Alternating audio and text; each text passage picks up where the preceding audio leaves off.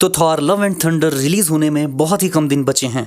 तो सवाल ये है कि ये कितनी बवाल होने वाली है। इसे डायरेक्ट कर रहे हैं टाइका वाइटिटी, जिन्होंने थॉर की पिछली मूवी रैग्नारॉक को भी डायरेक्ट किया था। इसमें कोई शक नहीं कि टाइका वाइटिटी ने थॉर के कैरेक्टर को काफ़ी चेंज किया। उसका फिजिकल अपीयरेंस, ह्यूमर, पर्सनैलिटी एक तरह से थॉर को रिवाइव किया। रैग्नारॉक की विलन हेला अपने आप में एक पावरफुल विलन है।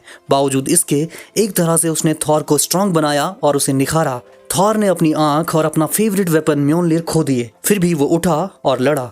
हेला ने एक झटके में म्योनलिर को बिखेर दिया, जिससे कहानी बताती है कि थॉर का एज अ हीरो वर्दी होना म्योनलिर की वजह से नहीं है। थॉर सिर्फ एक ऑब्जेक्ट की वजह से थॉर नहीं है, वो हैमर के बिना भी थॉर है, अपने जुनून, जज्बे और अच्छाई से और तूफान का देवता होने से। पर इतना सब दिखाने के बावजूद कहानी को परफेक्ट नहीं कहा जा सकता। फिल्म लोगों को पसंद आई हो, पर कहीं न कहीं ये अपनी गहराई में नहीं उतरती। उस वक्त जब थॉर अपना सब खो चुका है, अपना म्योनलिर, परिवार, पावर और यहाँ तक कि अपनी आंख भी। परिवार के नाम पे उसके पास एक भाई है जो उससे नफरत करता है। उस वक्त भी कहानी थॉर के चेहरे पे एक ऊपरी हंसी रखती है और उसे हमेशा थोड़ा फनी बनाए रखती है। यही रैग्नारॉक में एक बड़ा नेगेटिव पॉइंट है कि ये अपने फेवरेट हीरो के टूट जाने पर भी हमें वो दर्द महसूस नहीं करा पाती जो एक हीरो डिजर्व करता है। और यही एक्स्ट्रा फनी टोन को कैरी कर रही है थॉर लव एंड थंडर, वो कहानी जिसमें थॉर अपने सालों से बिछड़े प्यार से मिलने वाला है। एंड गेम के बाद वो वापस जीना सीख रहा है और अपने पुराने रूप में वापस आ रहा है। और इन सब के ऊपर उसके सामने है उसकी बैटल हिस्ट्री में अब तक का सबसे ब्रूटल, डार्क और खतरनाक villain gore the God butcher. और उसे प्ले भी कौन कर रहा है? क्रिश्चियन बेल, जो उसे और ज्यादा डेडली बना देंगे।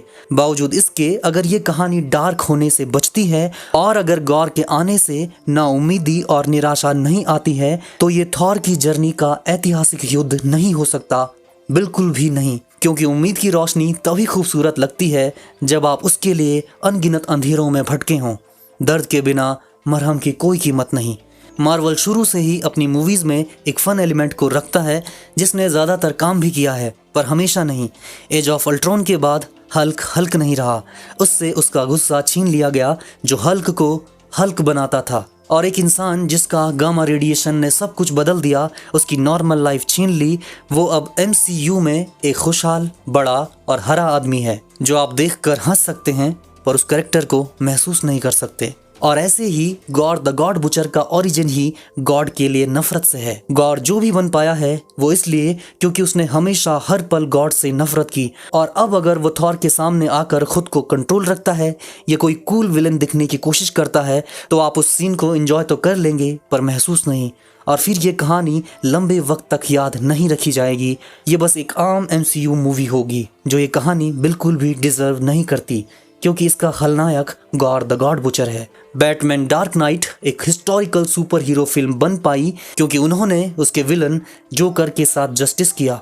उसने बैटमैन से कोई कूल फाइट नहीं की, उसने उसे मेंटली डिस्टर्ब कर दिया। और इससे उभर कर बैटमैन का उसे हराना डार्क नाइट को ऐतिहासिक बना गया। शायद MCU को जरूरत है ये सोचने की कि मास ऑडियंस को लुभाने की कोशिश में वो अपनी कहानी की आत्मा को नहीं छू पाते, या शायद वो छूना ही नहीं चाहते। खैर, आप देख रहे थे हीरोज हिंदी।